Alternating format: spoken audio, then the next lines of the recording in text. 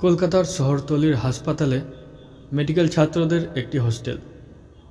গ্রীষ্মের ছুটিতে ছাত্রাবাস ফাঁকা, সকলেই যার যার বাড়িতে চলে গেছে। শুধু রয়ে গেছে তিনজন ছাত্র, অমল, সুধীর আর নিহার। তারা ঠিক করেছে ছুটিটা নষ্ট না করে মন দিয়ে পড়াশোনা করবে, আগামী বার্ষিক পরীক্ষায় ভালো রেজাল্ট করবে, এই তাদের সংকল্প। সত্যিই তারা মন দিয়ে পড়াশোনা করছে। যে ছাত্রাবাস সবসময় ছাত্রদের হৈহুল্লোড়ে মুখরিত থাকত, তা এখন নীরব। কাজেই পড়াশোনায় বিঘ্ন ঘটাবার মতো কোনো উপদ্রব আর নেই। এত বড় ছাত্রাবাসে রয়েছে মাত্র দুজন ভৃত্য ও একজন রাঁধুনি ব্রাহ্মণ। তারা গত পূজার ছুটিতে বাড়ি গিয়েছিল, তাই এবার যায়নি। তাতে অমল, সুধীর আর নিহারেরই সুবিধা হয়েছে, কারণ তাদের খাবার কোনো চিন্তা নেই। সময় মতো দুবেলা তাদের আহার জুটছে, আর পড়াশোনারও সময় পাচ্ছে প্রচুর। অনেক রাত পর্যন্ত তারা মাঝে মাঝে পড়াশোনা করে। অ্যানাটমি বিষয়টা খুব জটিল, তাই পড়াশোনার সুবিধার জন্য একটি মরার মানুষের মাথার খুলি তারা সংগ্রহ করেছে। এই মাথার খুলিটা থাকে তাদের পড়ার ঘরের টেবিলে। কলেজের অ্যানাটমি ডিসেকশন রুমে যে কঙ্কাল রয়েছে, সেই কঙ্কালেরই এটা একটা অংশ। প্রফেসরের অনুমতি নিয়ে এটা কয়েকদিনের জন্য নিয়ে এসেছে। বেশ ভালোভাবেই পড়াশোনা চলছে তাদের। সেদিন রাত্রে সুধীর ও নিহার একটু আগেই ঘুমিয়ে পড়েছে। অমল একাই বসে বসে পড়ছে। যখনকার কথা বলছি, তখন সেই হোস্টেলে ইলেকট্রিক লাইট ছিল না। হেরিকেনের আলোয় ছাত্ররা পড়াশোনা করত। রাত বোধ হয় প্রায় 12টা। চারিদিক নিঝুম নিস্তব্ধ। অমল একা একা পড়ছিল। তার চোখেও বুঝি ঝিমুনি আসছিল একটু। হঠাৎ একটা শব্দ শুনে অমল বই থেকে মাথা তুলল। ঘরে যেন কার পায়ের শব্দ, কিন্তু ঘরে তো কেউ নেই। সুধীর ও নিহার তাদের বিছানায় ঘুমোচ্ছে। মনের ভুল হয়েছে ভেবে অমল আবার পড়ায় মন দিল। চেঁচিয়ে চেঁচিয়ে পড়ছে না, মনে মনেই পড়ছে অমল, অর্থাৎ বইয়ের পাতার উপর চোখ বুলিয়ে যাচ্ছে। হঠাৎ কিছুক্ষণ পর আবার ওই রকম একটা শব্দ শুনতে পেল অমল, পায়ের শব্দ। অমল আবার মুখ তুলল, কিন্তু আশ্চর্য, এবারও কোনো লোক দেখতে পেল না। ঠক ঠক শব্দ শুনতে পেল টেবিলের উপর।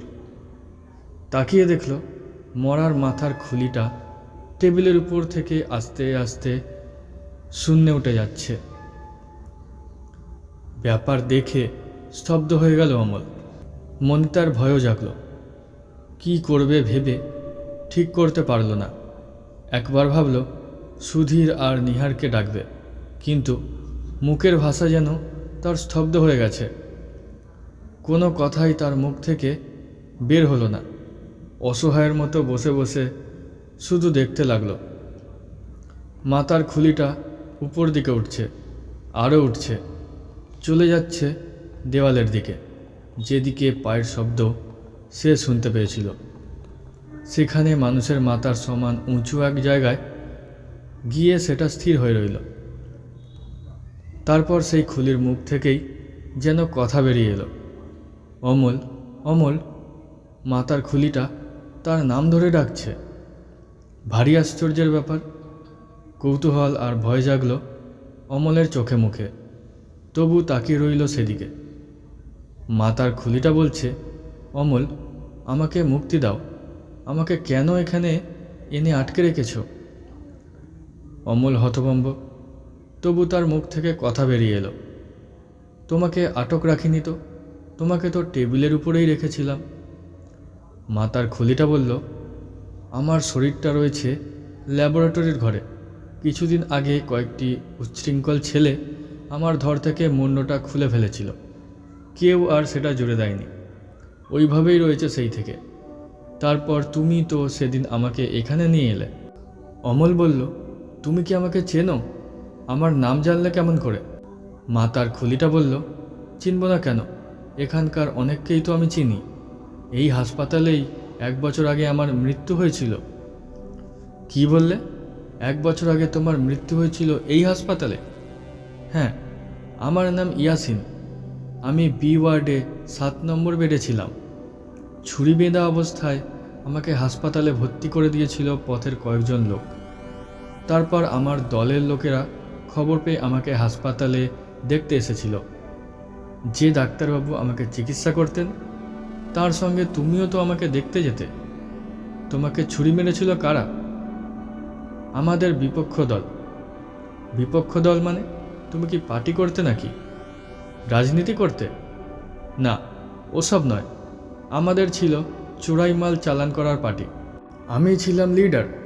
আমার কাছ থেকে আটঘাট শিখে নিয়ে দুজন লোক দল ছেড়ে দিয়ে নিজেরা পার্টি করল, কিন্তু আমাদের সঙ্গে পেরে উঠল না। আমরা যেভাবে মালপত্র জোগাড় করতাম সেভাবে জোগাড় করতে পারতো না। তাই আমার উপর হলো ওদের হিংসা। সেজন্য তোমাকে ছুরি মেরেছিল। তুমি পুলিশের কাছে ওদের নাম বলনি? হ্যাঁ বলেছিলাম, কিন্তু পুলিশ ওদের খুঁজে পায়নি। ওদের কি কোনো আস্তানা ঠিক আছে? তোমাকে মেরে ওদের লাভ হয়েছিল কি? না, হয়নি। আমি যার কাছ থেকে চোরাই মাল সংগ্রহ করতাম তার নাম ছিল বদ্রিলাল। আমার দল থেকে চলে যাবার পর নাসিম আর আমজাদ বদ্রিলালের কাছে সেই মাল সংগ্রহ করবার চেষ্টা করেছিল, কিন্তু বদ্রিলাল ওদের বিশ্বাস করতো না। বদ্রিলাল খুব কম মালপত্র ওদের দিত। তাই নাসিম আর আমজাদ ভেবেছিল আমি ওদের পথের কাঁটা। আমাকে না সরালে ওদের উদ্দেশ্য সিদ্ধি হবে না, সেই জন্যই মেরেছিল আমাকে। তারপর আমি হাসপাতালে মারা গেলাম। আমাকে মর্গে পাঠানো হয়েছিল। আমার দলের লোকেরা সেখান থেকে আমাকে উদ্ধার করে নিয়ে গেল কবরখানায়। আমাকে কবর দিল। কিন্তু ভাগ্যের কি খেলা, আমি যে চোরাই মালের কারবার করতাম মরার পরে পড়ে গেলাম সেই চোরাই মাল পাচারকারীদের হাতে। আমার কঙ্কালটাও রেহাই পেল না।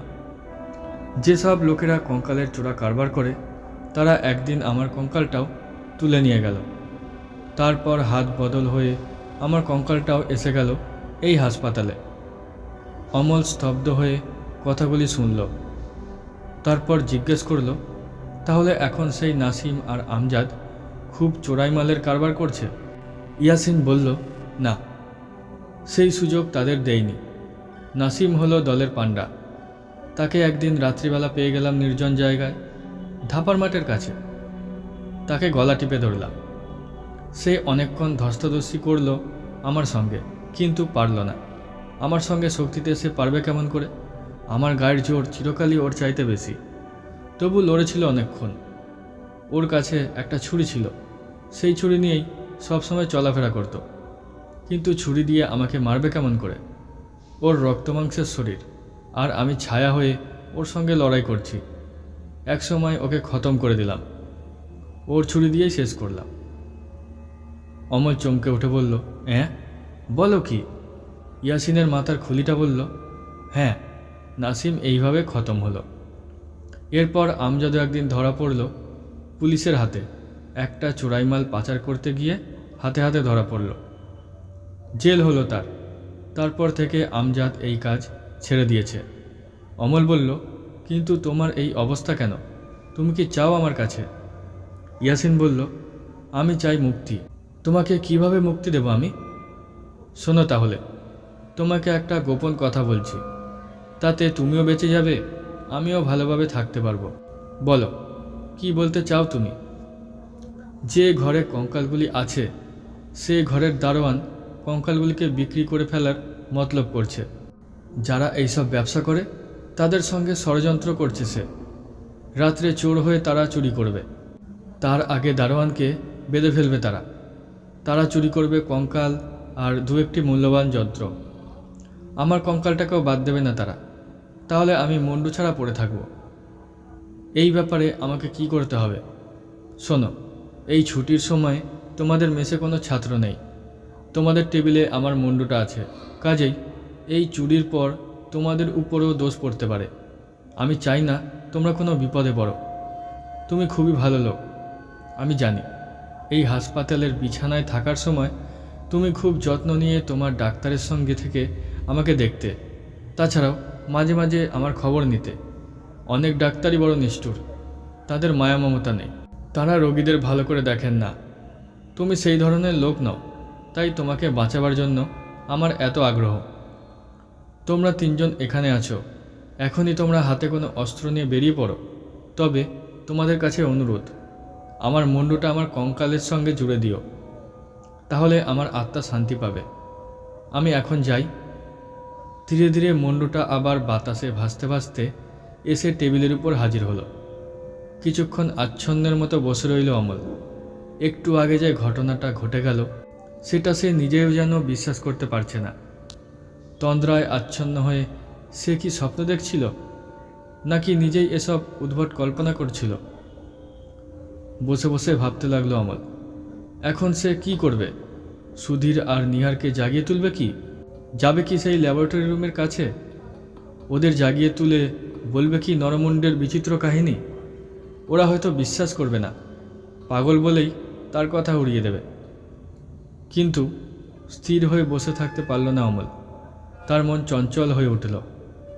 সে গিয়ে জাগিয়ে তুলল সুধীর আর নিহারকে। বলল, ওঠ ওঠ শিগগির। ধর্মর করে উঠে বসল সুধীর আর নিহার। ঘুম ঘুম চোখেই বলল, কি হয়েছে রে অমল? অমল বলল, চল ল্যাবরেটরি রুমের দিকে যাই, ওখানে চোর এসেছে। চোর? কে বলল? হ্যাঁ, আমি খবর পেয়েছি। ল্যাবরেটরি ঘরে চোর এসেছে তো আমাদের কি? কঙ্কাল চুরি করতে এসেছে চোর। কঙ্কাল চুরি হলে আমাদের উপর হয়তো দোষ পড়বে। চল, এখন গেলে চোরকে তাড়ানো যাবে। চোর যদি আমাদের ঠ্যাঙায়, সেজন্য তৈরি হয়ে যেতে হবে। লাঠি নিয়ে চল। লাঠি নেওয়া সত্যি দরকার, কিন্তু লাঠি কোথায় পাবে? হকি স্টিক ছিল, তাই তিনজন তিনটি নিয়ে বেরিয়ে পড়ল।